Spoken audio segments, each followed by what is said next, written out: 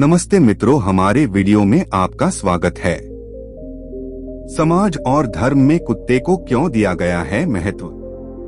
हमारे समाज कुत्ते को लेकर कई तरह की मान्यताएं मौजूद हैं।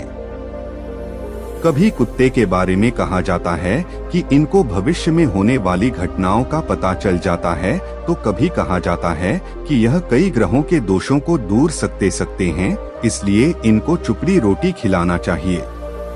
कुछ जगहों पर तो कुत्तों के मंदिर बने हुए हैं, जहां उनकी पूजा भी की जाती है। आखिर हमारे समाज और धर्म में कुत्ते को इतना महत्व क्यों दिया गया है? इस बारे में आपने कभी सोचा है? आइए जानते हैं उनके बारे में कुछ रोचक बातें। व्यावहारिक रूप से देखा जाए तो कुत्ता ऐसा जीव है जो मानव सभ्यता के आरंभ से ही मनुष्य के साथ रहा है, इसलिए इन पर अध्ययन भी खूब किया गया है।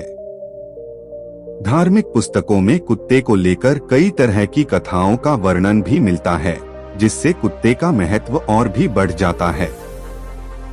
कुत्ते को कई देवताओं के साथ भी जोड़कर देखा जाता है।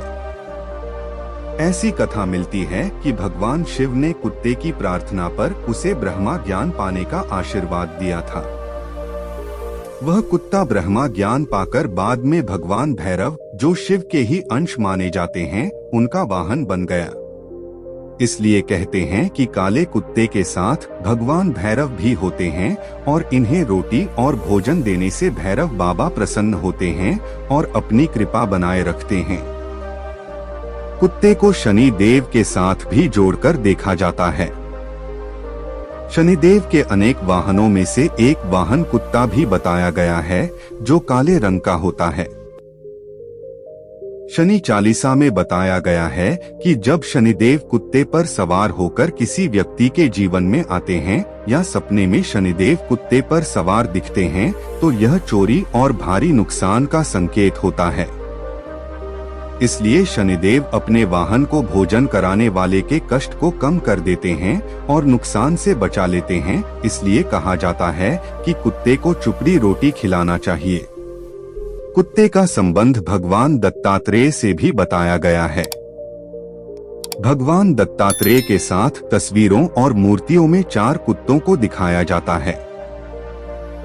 शास्त्रों में वर्णन मिलता है कि यह कुत्ते नहीं हैं, बल्कि 4 वेद हैं, तो भगवान दत्तात्रेय के साथ कलयुग में सदैव साथ रहते हैं, क्योंकि भगवान विष्णु ने वेदों को उनकी रक्षा करने का वचन दिया था, क्योंकि कलयुग में वेदों के लोप हो जाने का भय था।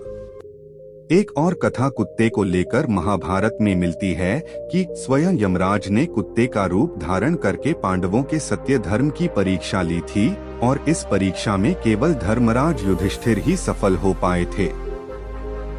धर्मराज युधिष्ठिर के साथ एकमात्र कुत्ता ही दिव्य विमान में बैठकर सशरीर स्वर्ग जा सका था।